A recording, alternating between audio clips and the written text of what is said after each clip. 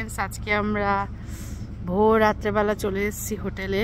এখন রাত্রেবেলা তো আমাদের এই হোটেলটা দেখাই। এই হচ্ছে আমাদের হোটেল। এখন রাত্রেবেলা, সারা সকাল আমি আর এসে এত ঠান্ডা এখানে, এই ঠান্ডার জন্য আর আমি কিছুই করতে পারিনি, আসতেও পারিনি আর করতেও পারিনি। তো এখন দেখাই আমাদের হোটেলটা। যদিও এখন রাত্রেবেলা, চারিদিক নিরিবিলি নিস্তব্ধ। এই হচ্ছে হোটেলের লনটা। এখানে বড় বড় বাসও আছে। এখানে বাসে অন্য টুরিস্টরা এসছে। তো আমরাও, আমাদের বাস ওদিকে দাঁড়িয়ে আছে, ছোট বাস। কালকে এত ঠান্ডা লাগছিল যে কালকে আর আমি কোনো ভিডিওই বানাতে পারিনি। আজকে আবার রাত্রেবেলা রেস্ট নিয়ে তারপরে এসছি। আমাদের ওই ছোট বাসগুলো আমাদের। আর এই দেখো রাত্রেবেলা এইখানে এখন -3-4 চলছে।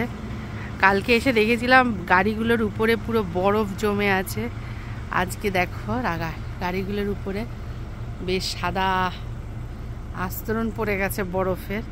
সব গাড়িতেই পড়েছে, কিন্তু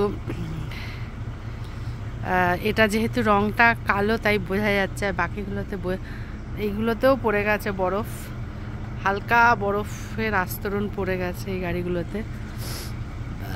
সব গাড়িতে বরফের আস্তরণ পড়ে গেছে। আমার জীবনে দেখাই প্রথম বেশ বরফের জায়গায়, যেখানে -6 চলছে সেরকম জায়গায় সময় কাটানো। এখন -2-3 চলছে। কালকে যখন নেমেছিলাম তখন ছিল -6। ভোর রাত্রে তখন নেমেছিলি 6:30-7টা। তো 6:30-7টার সময় যখন নেমেছি, নামার পরে প্রচণ্ড ঠান্ডা। আর এখন -2 চলছে। মধ্যরাত্রি যখন হবে তখন হয়তো ওরকমই -6-7 নেমে যাবে। এই হচ্ছে কাশ্মীর। কালকে আরও যাবো জায়গায় ঘুরতে। আজকে সারাদিন আজকে প্রচুর রেস্ট নিয়েছি। নিয়ে সন্ধ্যাবেলা একটু চাঙ্গা হয়েছি। কারণ যা ঠান্ডা এখানে, বাপরে বাপ, এই ঠান্ডাতেই কাহিল অর্ধেক।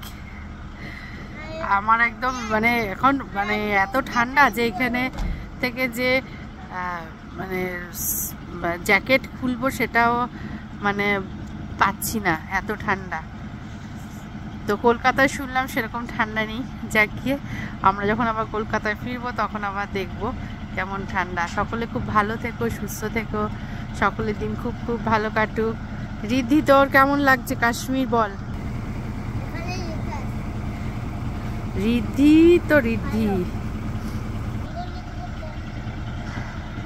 সকলে খুব ভালো থেকো, সুস্থ থেকো, টাটা।